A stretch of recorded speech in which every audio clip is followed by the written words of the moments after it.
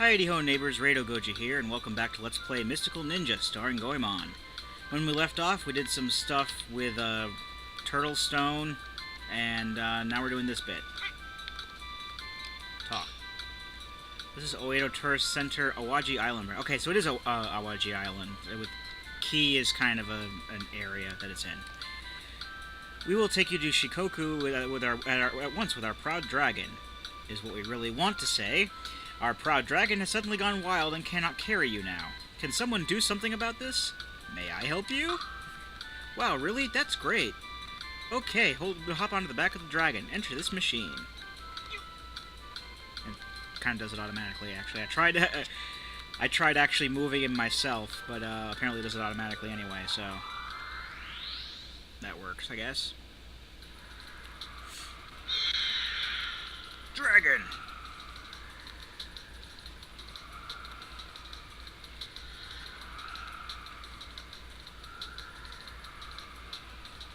So yeah, we start off here, and we have to go all the way to the front of the dragon. I gotta remember that the B button is actually set to the B button on the controller, not the X button. Okay. It doesn't take us too long to get to the front, as long as we don't fall off. And more enemies will start showing up too.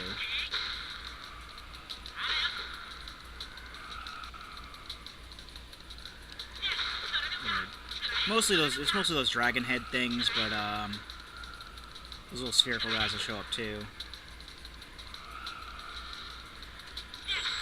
Ooh, jump cut. Anyway, yeah, another boss. In fact, I probably would have left in the last video if I knew it was going to be this short. Do you suppose that machine? Testing. Ahem. Well now, ta-da! You're absolutely right. We kidnap kids with dancing talents using this dragon. What? I, the mighty Colon, am so smart. Might you be one of the Peach Mountain guys?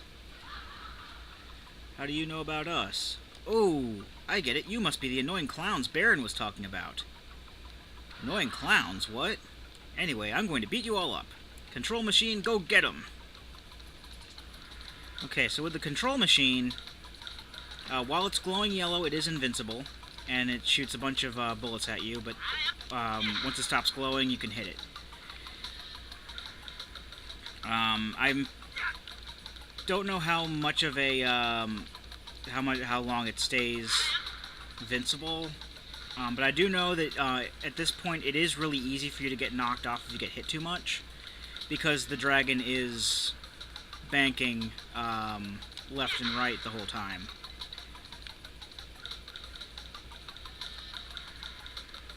I don't know if it's the dragon, like, because the control machine has attention divided, if the dragon is trying to shake you off, or if the control machine is trying to get the dragon to shake you off. But even then, like, if you fall off, it's only like, you know, a heart gone.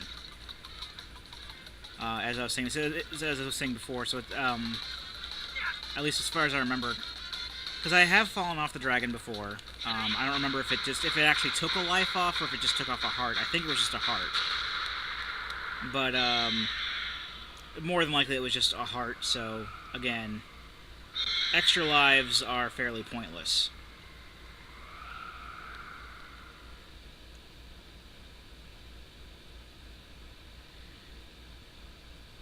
So we're in the that region they were talking about, the Shigoku region, I think is what she said. And some kid with blue hair shows up. Hi? His name is Koryuta, which I'm fairly sure means small dragon child, if I'm translating correctly. I might be wrong, but I think I'm at least close. What's going on? Was that you? That dragon? Yes, it was me. My name is Koryuta. What's been going on all this time? Yes, Dragon, apparently that's his name too, who had been hypnotized by the Peach Mountain, was actually none other than Koryuta, the son of the Dragon God. Goemon and his allies explained everything to Koryuta. Oh no! So you're telling me that I was the one out there kidnapping kids all over the place? I don't know if I can recover from this. I'm a bad guy, a villain, a criminal, a demon, a devil, right? Calm down, calm down. You were hypnotized, there's nothing you could have done about it. But still, by the way, don't you remember anything that happened? Like, where did you take the children? Yes. That's right, the hot springs. Hot springs? I remember going to the Dogo Hot Springs just west at Io. The Dogo Hot Springs? That's a popular spot. Koryuta, you must return to being just a tourist as soon as you possibly can. A tourist? Oh, that's right. If you go to the tourist center now, the dragon will basically take you from the tourist dragon thing. However, that is extremely pointless because of what we'll see in just a bit. I'll rescue the children myself. Really, thank you very much. Oh, here's something. Please take this.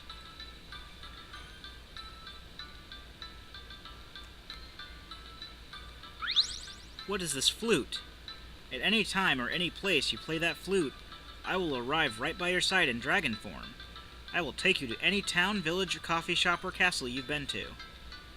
That would help tremendously, but I have no idea how to play the flute. I know how to play the flute. Me too! Okay, then yay, I'll hand this flute to you. Why not me? That's our Ebisumaru. So basically, we can, that's basically Ye's next weapon item thing, is she basically uses the flute, and that's basically our warping ability. You can still go to the tourist center or whatever, and basically fly between the two on the dragon, but that's completely pointless now because because you have to pay to do that, I believe.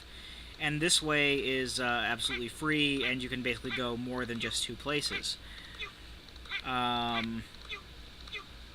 So yeah, as you can see, that counts as Ye's second weapon. We won't get the third one until way later in the game, but again, a lot of the stuff will come way later. That's when we get a bulk of our items, is past the halfway point.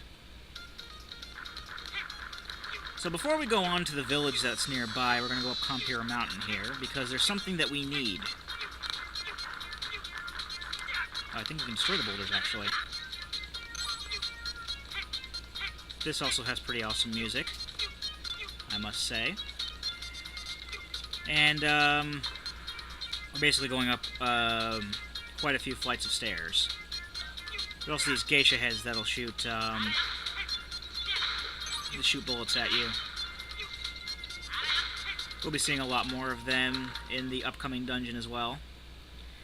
Just going into the coffee shop here, just to set that up as a warp point.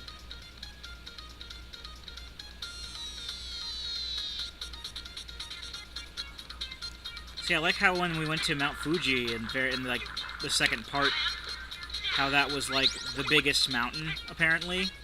Compira Mountain is a lot bigger than Mount Fuji. It encompasses quite a few more screens just going up the damn thing. With Mount Fuji, it was just, there's some platforms around it and some ladders. There you go.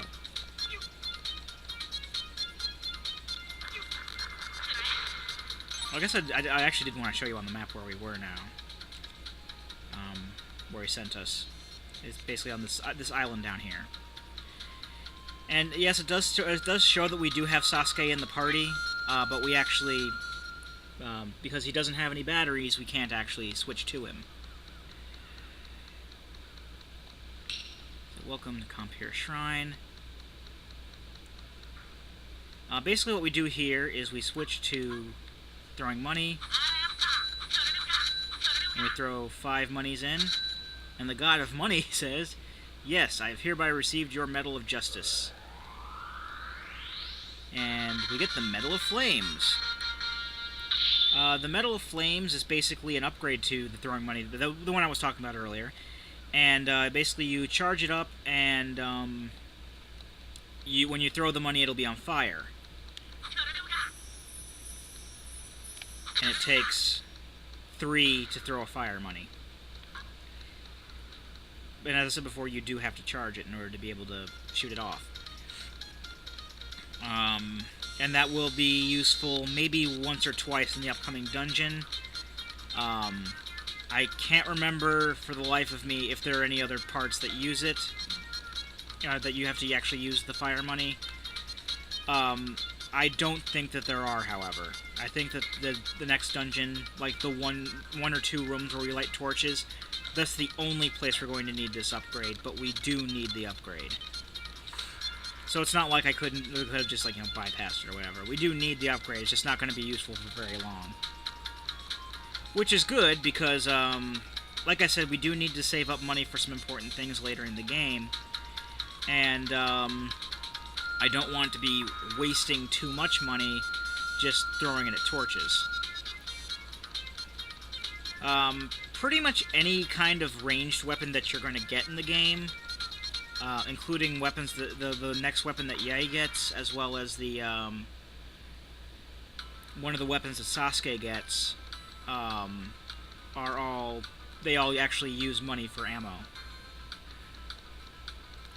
Anyway, this is Folky Poke Village, and we're just going to be passing through here. Basically, the people say, "Oh no, they kidnapped all the children. What are we going to do?" But we already know that we have to go to the hot springs at Io, so we already have our direction. This is basically just a simple farming town, although there are shops and things. Once we get up to the point where we actually have... well, actually, down here, I do want to point this out. This is the other...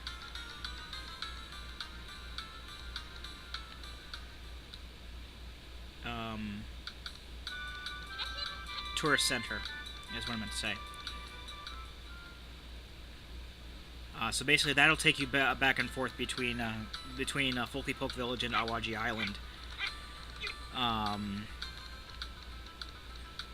But there aren't any other tourist centers in the game. Those are the only two places you can go. So, like I said, not only do you have to pay to go between only two different places, but it's fairly useless because we have the flute that'll take us to pretty much any place we've been anyway. Alright, so we're on our way to Io now. And I was saying before, when we get to the point where I actually have 10 heart containers, I'm going to upgrade the onigiri we have to the plum one, because that heals 10 when you die instead of just 4. And then when we get more, and the first chance I have to get a fish rice ball, I'll get that, which isn't going to be until later anyway.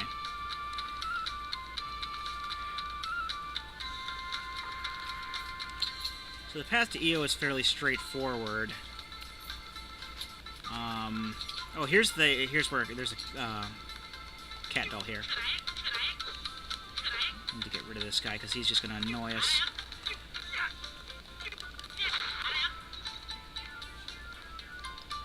And basically, what I'm going to do is these lighter areas of the bridge are actually extremely sensitive to walking across, so you gotta like sneak across to make sure that you don't break the bridge, because if you run across too fast, it'll break and you'll fall through. However, the second set of creaky bridge, we're actually gonna follow through that in order to get a cat doll. So.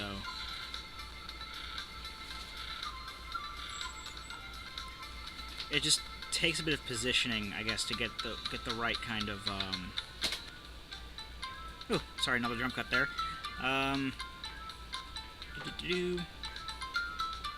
Lots of people want to come into the room and interact with us, and I hope this doesn't mess me up because I'm in like mid sneak. Come on. Come on. There we go.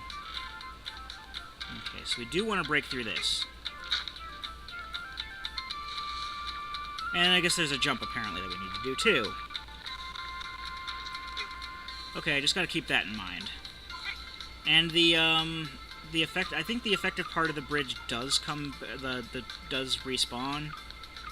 But even if not, we can always just, like, leave the area and come back. Because we do kind of need to ride that down and jump off.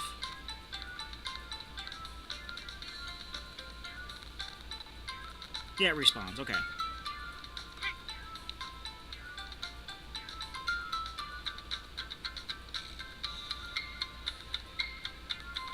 This is kind of another tedious part of the game that I don't particularly care for. But it's mainly because of the cat doll and trying to get the positioning right and everything. Normally I would just, like, jump across a lot of these. If I was speedrunning it, I think the last time when I did the speed run, I actually, like, jumped across a lot of these. I actually kind of want to be on the edge of this. So I could probably just, like, run off of it and then onto the little island where the cat is. So I just position myself maybe, like, here, and jump. Okay, that worked pretty well, actually.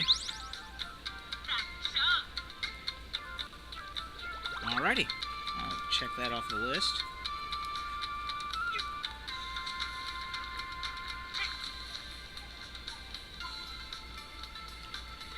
Now we do have to go back up the bridge anyway, because we have to actually go across the bridge now, but...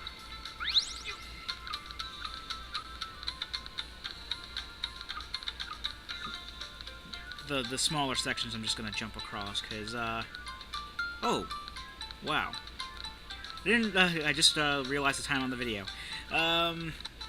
We'll save this for the next video, which will just be in a couple seconds for me, but that's besides the point. Alright, so when we come back, we will go across this bridge and further on to the hot springs. I've been Rado Goji, and I'll be here next time. Join me, won't you?